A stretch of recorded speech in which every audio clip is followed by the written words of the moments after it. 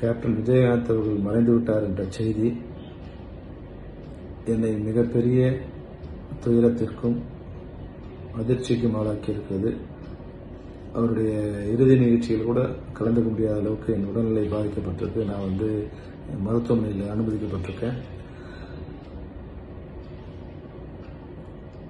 அந்த நிகழ்ச்சியை டிவியில் பார்க்கறது கூட டாக்டர்ஸ் என்னை பர்மிட் பண்ணல. அது பார்க்கும்போது பிளட் ப்ரெஷர் ரொம்ப இன்க்ரீஸ் ஆகும் சொல்லி அதை டிவியில் டிஸ்கனெக்ட் பண்ணிட்டாங்க. எனக்கு என்னால் என் துயரத்தை பங்கு கொள்ள முடியாத அளவுக்கு, வார்த்தைகளால் வெளிப்படுத்த முடியாத அளவுக்கு மிகப்பெரிய துயரம் என்னை ஆளாக்கியிருக்கு. சாதாரண ஒரு மாணவனாக செல்வமணியாக இருந்த என்ன ஆர்கே செல்வமணியா உலகம் முழுக்க அறிய செய்ததில் கேப்டனுக்கு மிகப்பெரிய பங்கு இருக்கு. அவருடைய மனசை, அவரோட நான் பழகிய நாட்களை சொல்லணும்னா நாள் கணக்கில், மாத கணக்கில், வருட கணக்கில் சொல்லலாம். அவ்வளோ மிகச்சிறந்த மாமனிதர்.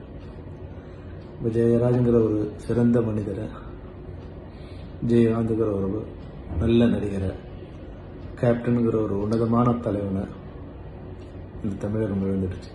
அந்த இழப்பு நிச்சயம் காலம் நமக்கு உணர்த்தணும். அது எவ்வளோ பெரிய இழப்பு, எவ்வளோ பெரிய நல்ல மனிதரை நம்ம இழந்திருக்கோம் அப்படிங்கிறத காலம் நமக்கு உணர்த்தும்.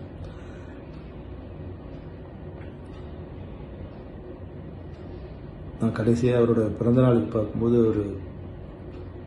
அவர் கைகளை நான் இருக அப்படி பிடிச்சிக்கிட்டாரு. கையை பிடிச்சிக்கிட்டு அது விடவே இல்லை. அந்த கையை அவர் விடவே இல்லை. அவருடைய கண்களே பார்த்துட்டு இருந்து அந்த கண்கள் இருக்க தண்ணீர் அதை வார்த்தைகளால் என்னென்னு என்னால் சொல்ல முடியாது. அது ஏறக்குறைய ஒரு 35 வருடங்களுக்கு முன்னால் மணிவண்ணனோட அசிஸ்டன்ட் டைரக்டராக நான் அவரை பார்க்க போகும்போது மணிவண்ணன் சொன்னார், இந்த படத்துக்கு ஒரு அசிஸ்டன்ட் ஃபிலிம் இன்ஸ்டியூட்.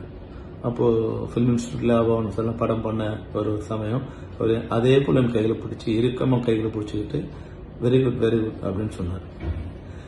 அதே போல் நான் கடைசியாக அவர் சந்திக்கும் போதும் என்னோட இரு கைகளை அவர் பிடிச்சிட்டு அப்படியே பேசாமல் பார்த்தார். அந்த பார்வையில் ஆயிரம் அன்பும் சொல்ல முடியாத விஷயங்களும் இருந்தது. அந்த மரணம் கடைசியில் இப்போ எனக்கு பெரிய சோகம். கடைசி நேரத்தில் அவர் இறுதி நிகழ்ச்சிகளும் கலந்துக்க முடியலையேன்னு பார்க்கும்போது ரொம்ப கஷ்டமாக இருக்குது. நிறைய பேர் டிவியில் நான் பார்த்துட்டே இருக்கும்போது கேப்டன் பேர் வச்ச செல்வமணி காணமேன்னு கொஞ்சம் பேர் சொல்லும்போது இன்னும் எனக்கு அந்த துயரத்தை என்னால் அதை கலந்துக்க முடியல. நான் இங்கே வடபழனி சிம்ஸ் ஹாஸ்பிட்டல் தான் அட்மிட் ஆகிருக்கேன். இந்த வெளியேருந்து பார்க்கும்போது அந்த சத்தம் இந்த ரோடை கிராஸ் பண்ணி போகும்போது என் காதுகளில் இது நெருப்பு மாதிரி அது அந்த சத்தம் கேட்டுகிட்டே இருந்தேன். அவருடைய மகன்கள் சண்முக பாண்டியனுக்கும், பிரபாகரனுக்கும், மனைவர் பிரேமாத அம்மாவுக்கும், கட்சி நிர்வாகிகளுக்கும், அவங்க அனைவருக்கும் என்னுடைய துயரத்தை நான் உங்களோட பகிர்ந்துக்கிறேன்.